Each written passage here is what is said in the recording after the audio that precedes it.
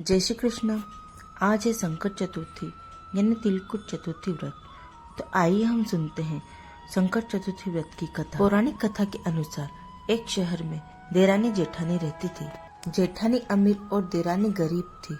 देरानी गणेश जी की भक्त थी और देरानी का पति जंगल से लकड़ी लाकर बेचता था और अक्सर बीमार रहता था। देरानी जेठानी के घर का सारा काम करती और जेठानी बचा हुआ खाना देरानी को दे देती और कपड़े भी दे देती।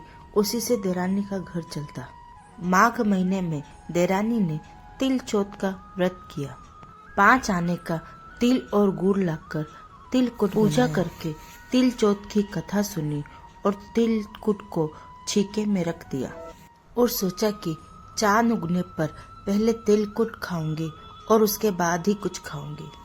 कथा सुनकर वह जेठानी के यहाँ खाना बनाकर जेठानी के बच्चों से खाना खाने के लिए कहा। बच्चे कहने लगे, माँ भूखी है, माँ ने व्रत किया है, जब माँ खाना खाएगी हम तभी खाना खाएंगे। जेठ जी को खाना खाने के लिए कहा तो जेठ जी बोले, मैं अकेला नहीं खाऊंगा, जब चांद निकलेगा तब सब खाएंगे, जब मैं भी खाऊंगा। जेठानी कहने लगी, आज तो किसी ने भी खाना नहीं खाया तो मैं तुझे खाना कैसे दे दूं? तुम सुबह ही आकर बचा हुआ खाना ले जाना। और देरानी के घर पर बच्चे पति सब आस लगाकर बैठे थे कि आज तो त्योहार है, इसलिए कुछ पकवान अधिक खाने को मिलेगा। परंतु जब बच्चों को पता चला कि आज तो रोटी भी नहीं मिलेगी, तब बच्चे रोने लगे और उसके पति को भी गुस्सा आया और कहने लगा, सारा दिन काम करके रोटी भी नसीब नहीं हुई, तुम रोटी ही नहीं ला सकती तो काम क्यों करती हो? पति ने गुस्से में आकर देवरानी को कपड़े धोने की धोनी से मारा। धोना हाथ से छूट गया तो पाटे से मारा। वो बेचारी रोते रोते गणेश जी को याद करते हुए पानी पी के सो गई। उस दिन गणेश जी देवरानी के सपने में आकर कहने लगे, धोने मारी पाटे मारी, सो रही है या जाग रही है? वह बोली, कुछ जाग रही हूँ, कुछ सो रही हूँ। गणेश जी बोले, भूख लगी है, कुछ खाने को दे। देरानी बोली, क्या दूं? मेरे घर में तो अन्न का एक दाना भी नहीं है। जेठानी बचा कुसा खाना देती है, आज तो वो भी नहीं दिया। पूजा का बचा हुआ तिलकुटा छीके में पड़ा है, वह ही तिलकुट खाने के बाद गणेश जी बोले, धोने मारी पाटे मारे, निमटाइन लगी है, कहाँ निमटे? वह बोली, यह पड़ा घर, जहाँ निमटना हो वहाँ निमट लो। फिर गणेश जी बच्चे की तरह बोले, कहाँ पहुँचूं?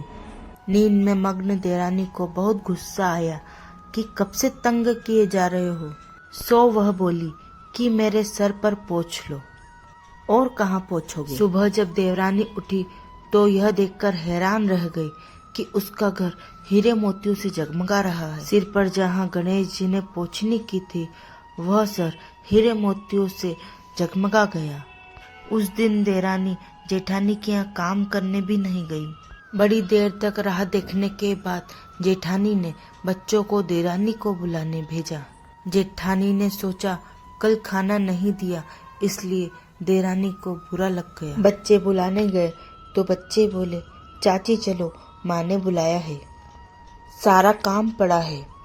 देरानी ने जवाब दिया, अब उसकी जरूरत नहीं, घर में सब भरपूर है गणेश जी के आशीष से।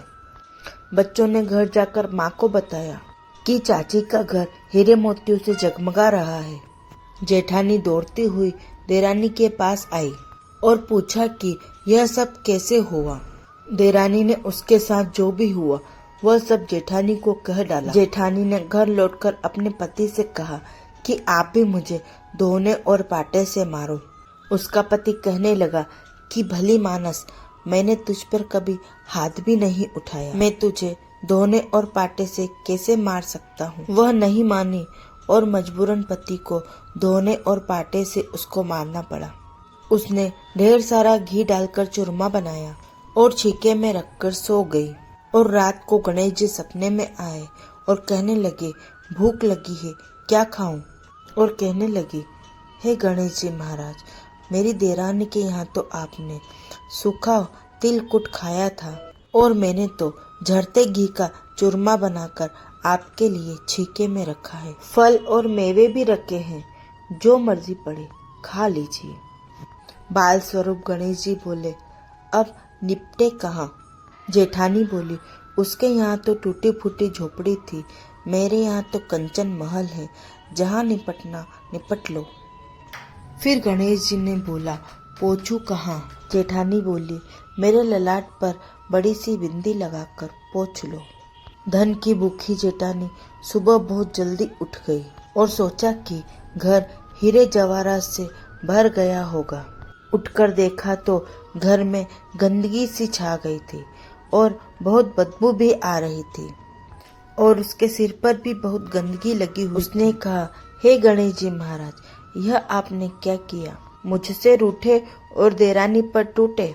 जेठानी ने घर की सफाई करने की बहुत कोशिश की, पर गंदगी फैलती ही जा रही थी।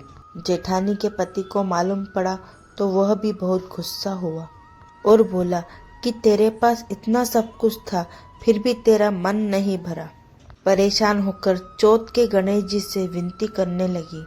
गणेश जी कहने लगे, देरानी से जलन के कारण तुझे ये फल प्राप्त हुआ। अब तू अपने धन में से आधा धन उसे देगी, तभी सब साफ होगा।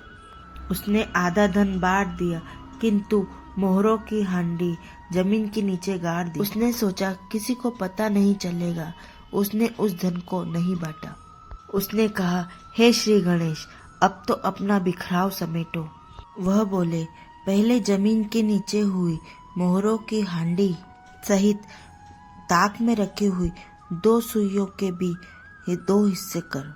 इस प्रकार बाल स्वरूप में पधारे गजानन जी ने सुई जैसी चीज के भी 2 हिस्से करा दिए और अपनी माया समेटी। हे गजानन जी महाराज, जैसे आपने देरानी जेठानी पर अपनी कृपा बना के रखी, वैसे हम सब पे भी बना के रखना। बोलिए गजानन महाराज की जय।